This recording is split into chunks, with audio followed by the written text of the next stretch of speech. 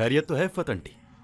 आज यहाँ कैसे आना हुआ, वो भी इतनी खामोशी से? तो क्या शोर मचाती हुई आऊं मैं? नहीं, मेरा वो मतलब नहीं।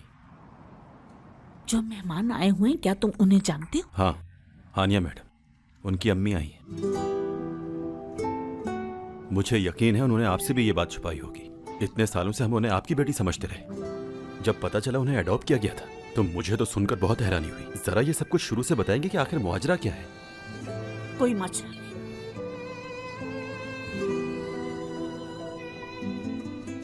मैं मीठा लेकर आती हूँ। रहने दो, बाद में खा लेंगे, मूड नहीं है। अच्छा ठीक है, आप प्लीज परेशान मत हो।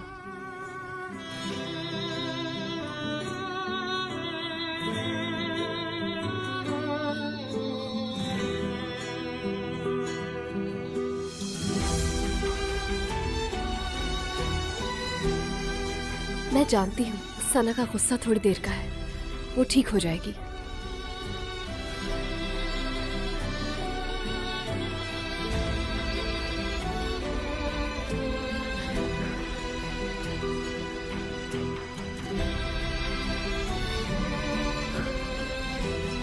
क्या हुआ, आप अंदर क्यों नहीं गई? मैं बताऊं उन्हें कि आप आई? किसी को बताने की जरूरत नहीं कि मैं आई थी। समझ गए ना तुम? नहीं बताऊंगा। समझ सकता हूं, इतने सालों से जिसे मां बनकर पाला, आज एक पल में वो पराई हो गई। सगी मां से ज्यादा मोहब्बत दी आपने उसे।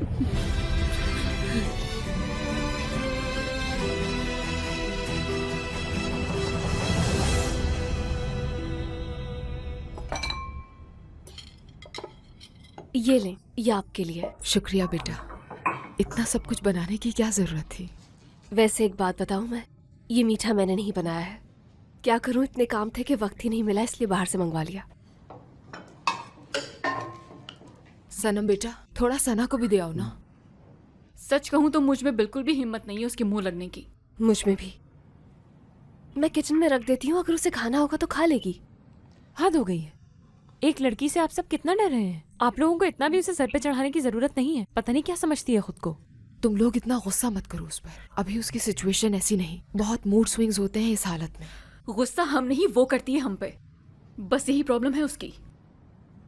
क्या वो हमेशा से इतना गुस्सा करती है? नहीं तो ऐसी नहीं थी। मतलब जब हम साथ थे तब तो बहुत स्वीट हुआ करती थी वो। हर वक्त अपने माँ बाप के बारे में सोचती रहती थी। जब किसी को कोई अडॉप्ट करने आता था तो ये उन लोगों को बहुत हसरत से देखती थी। यही सोचती थी कि कभी उसको उसके माँ बाप भी लेने आएंगे। बहुत रोती थी आपके लिए कि कभी आप आएंगी, कभी तो ले जाएंगी उसे वहां से। समझती हूँ। अभी उसकी कड़वी बातों का बुरा मत मानिएगा प्लीज। सना दिल की बहुत अच्छी है। शायद हमें प्यार जताना नहीं आता क्योंकि मिला नहीं, बस इसीलिए ऐसी है वो। मैं उससे खफा नहीं हो सकती, बल्कि तुम में से किसी से भी खफा नहीं हो सकती। तुम लोग मुझसे जो भी कहना चाहो कह सकते हो, क्योंकि औलाद हो तुम तीनों मेरे दिल का सुख हो।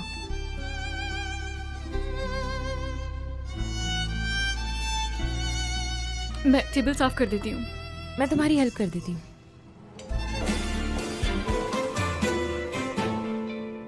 अम्मी, कॉफी पियेंगी? आप बनाऊं आपके लिए? नहीं नहीं बेटा, कोई जरूरत नहीं, मुझे कॉफी पसंद नहीं है।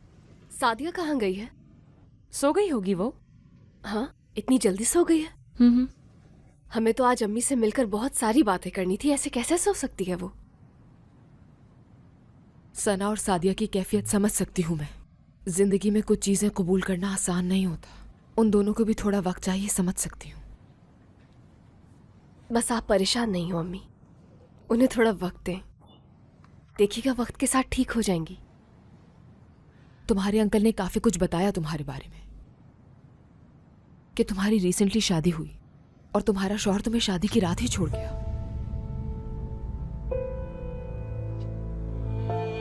क्या हुआ था ऐसा?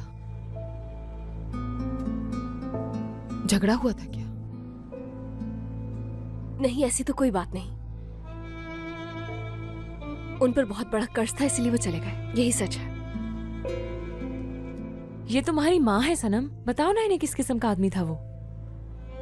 अजरा तुम चुप हो जाओ प्लीज। क्यों चुप हो जाऊं? हानी आंटी, मैं आपको बताती हूँ।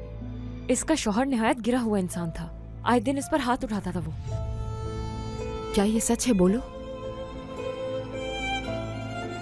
बिल्कुल सच है, बल्कि शादी से पहले से ही मारना पीटना शुरू कर दिया था। आखिर ऐसे आदमी से शादी की ही क्यों तुमने?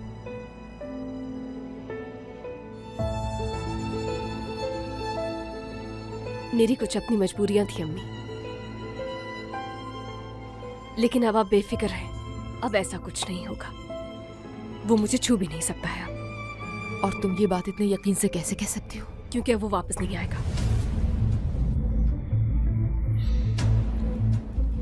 मेरा मतलब है, जितना कर्ज है उन पर वो कभी नहीं आएंगे।